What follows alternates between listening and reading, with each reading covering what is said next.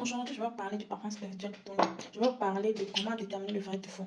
Parce que beaucoup de choses que les gens aiment acheter, surtout les trucs spirituels, il y a tellement de contrefaçons. C'est vrai que c'est très difficile de déterminer le vrai du faux. Parce qu'on peut prendre le liquide, c'est-à-dire, par exemple, sur l'exemple, on peut prendre le liquide du faux et mettre dans la bouteille du vrai. Comment tu sauras? Mais si on va parler de la couleur d'abord, le vrai est légèrement plus foncé, légèrement plus orangé que le faux. Le faux tend vers jaune clair, etc. Et sur la bouteille, vous voyez, si tu vois bien, tu sauras ce qui est le vrai. Ça, c'est le faux, ça, c'est le vrai. Le vrai, il y a beaucoup plus de détails, la date de péremption et tout. Et la couleur aussi. Et si on ouvre la plupart du faux, même, ils ne prennent pas le temps de mettre le bouchon protecteur là. Je vais vous montrer le bouchon dont je vous parle, protecteur là. Et sur le bouchon, cette bouchon même, c'est plat. Vous voyez, ici est plat.